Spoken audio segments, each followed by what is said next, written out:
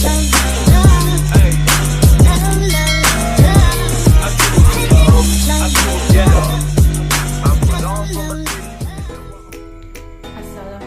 warahmatullahi wabarakatuh. Perkenalkan, nama saya Nur Isma Sabila, NPM 17195043 dari Program Studi Pendidikan Matematika Universitas Pancasakti Tegal. Di sini saya akan menjelaskan mengenai alat peraga yang saya buat, yaitu jargonometri atau jari trigonometri. Saya membuat alat peraga ini yaitu untuk memenuhi tugas mata kuliah media pembelajaran matematika. Sebelumnya saya akan menjelaskan mengenai beberapa penjelasan. Yang pertama, deskripsi. Yang kedua, manfaat. Yang ketiga, cara penggunaan atau cara kerja. Dan yang keempat, contoh soalnya.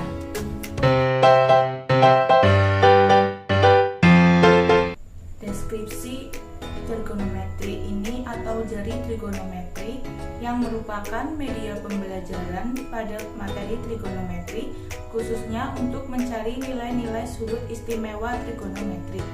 Alat ini digunakan untuk peserta didik kelas 10 SMA. Selanjutnya, mengenai papan ini terbuat dari kardus yang dilapisi dengan kertas manila. Dan untuk tulisan judulnya terbuat dari kardus yang dilapisi kertas manila.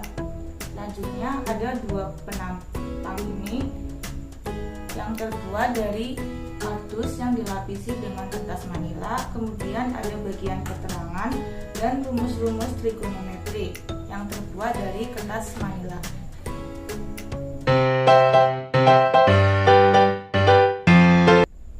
Kemudian manfaat bagi guru yang pertama, dapat membantu guru dalam mempermudah menyampaikan materi trigonometri, khususnya mencari nilai-nilai sudut istimewa trigonometri. Yang kedua, membantu guru dalam menciptakan pembelajaran yang menarik dan inovatif. Berikutnya, manfaat bagi siswa. Yang pertama, meningkatkan minat dalam mempelajari dan mencari nilai-nilai sudut istimewa. Yang kedua, memudahkan siswa dalam memahami materi trigonometri, khususnya mencari nilai-nilai sudut istimewa.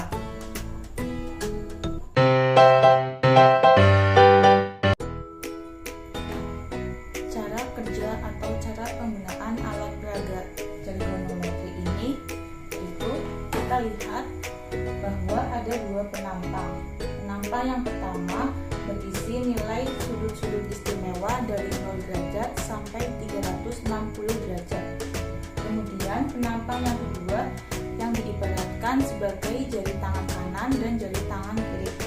Untuk jari tangan kiri kita ibaratkan sebagai nilai kosinus dengan nilai ibu jari 0, jari telunjuk setengah, jari tengah setengah akar 2, jari manis setengah akar 3, dan jari kelingking bernilai 1.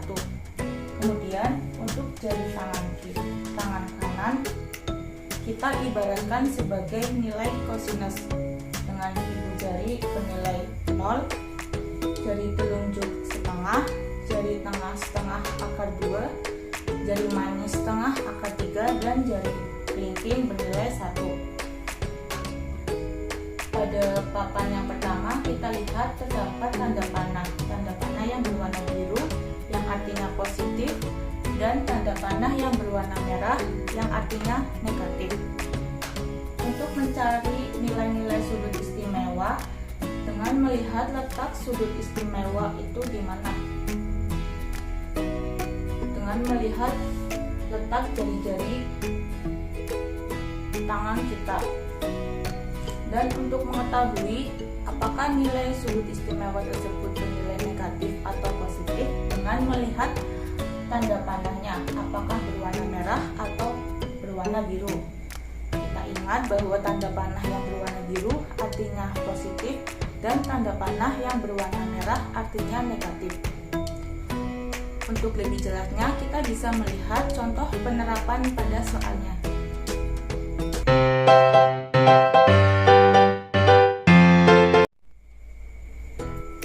Contoh soal yang pertama, misal kita mencari nilai sinus. Untuk mencari nilai sinus, kita perhatikan untuk menyamakan kedua penapang tersebut dengan sama-sama bernilai sinus. Kembali. Nah, misal kita mencari nilai sinus dari 45 derajat. Kita lihat bahwa 45 derajat berada di jari tengah yang bernilai setengah akar 2 dan 45 derajat berada di tanda panah warna biru yang artinya positif. Jadi nilai dari sin 45 derajat adalah setengah akar 2 yang bernilai positif. Kemudian untuk mencari nilai sin 240 derajat, kita lihat bahwa 240 derajat berada di jari manis yang bernilai setengah akar 3 dan 240 derajat terdapat di tanda panah berwarna merah yang artinya negatif. Jadi nilai sin 240 derajat adalah negatif setengah akar 3. Kemudian untuk mencari nilai kosinus, kita balik kedua penantang ini dengan nilai kosinus, sama-sama nilai cos. Misal kita mencari nilai cos dari 135 derajat. Kita lihat bahwa 135 derajat berada di jari tengah yang bernilai setengah akar 2 dan 135 derajat ini berada di tanda panah berwarna merah yang artinya negatif. Jadi nilai cos 135 derajat adalah negatif setengah akar 2. Kemudian untuk mencari cos 30 derajat. Cos 30 derajat berada di jari tangan manis yang bernilai setengah akar 3 dan 30 derajat berada di tanda panah berwarna biru yang artinya positif, sehingga nilai dari cos 30 derajat adalah setengah akar 3 yang bernilai positif. Kemudian untuk mencari trigonometri lainnya, misal mencari tan theta dengan rumus tan theta yaitu sin theta dibagi cos theta. Misal kita mencari tangan 60 derajat. Pertama, kita mencari sin 60 derajat. Untuk mencari nilai sin, kita samakan kedua penantang ini dengan nilai sin semua.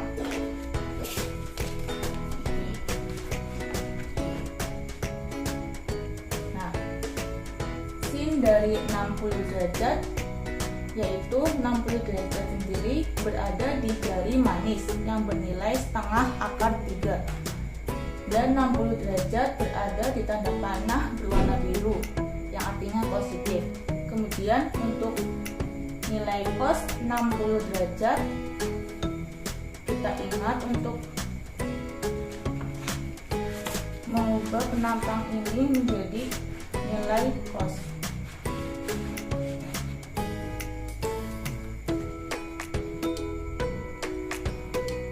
Nilai cos 60 derajat itu berada di jari telunjuk yang bernilai setengah dan 60 derajat ini berada di tanda panah berwarna biru yang artinya positif. Jadi nilai sin 60 setengah dan cos 60 setengah, jadi tan 60 derajat adalah setengah dibagi setengah, yaitu 1.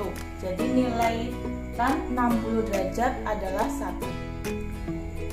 Contoh soal berikutnya yaitu mencari nilai sekan theta. Rumus dari sekan theta sendiri yaitu 1 dibagi cos theta. Misal kita mencari nilai sekan dari 240 derajat. Kemudian kita mencari cos dari 240 derajat.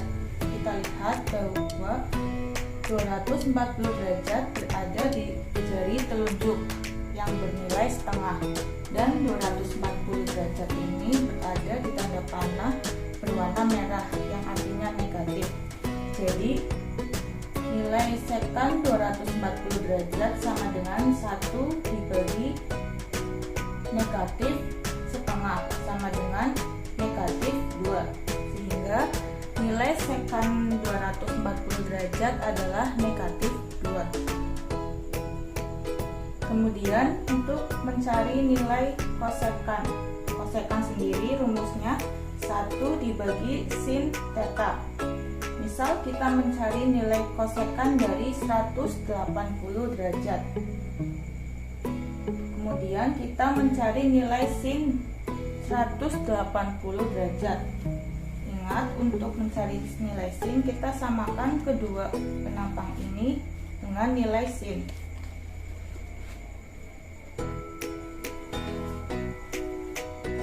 Jadi nilai sin 180 derajat itu berada di jari ibu jari yang bernilai 0.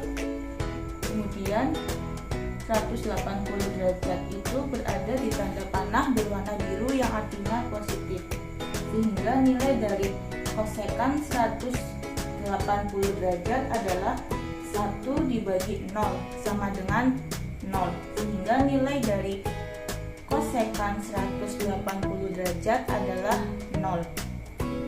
Kemudian contoh yang terakhir, mencari nilai kotangan. Kotangan sendiri rumusnya cos theta dibagi sin theta. Misal kita mencari kotangan dari 225 derajat. Pertama kita mencari nilai cos 225 derajat. Kita ubah kedua penampang ini menjadi cos.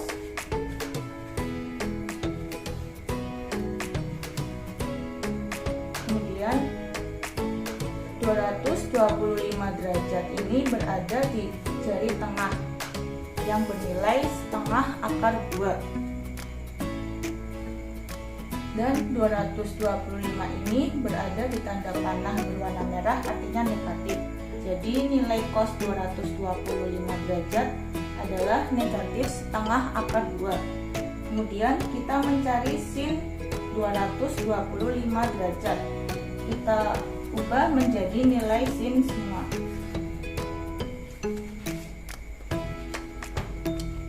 Seperti ini.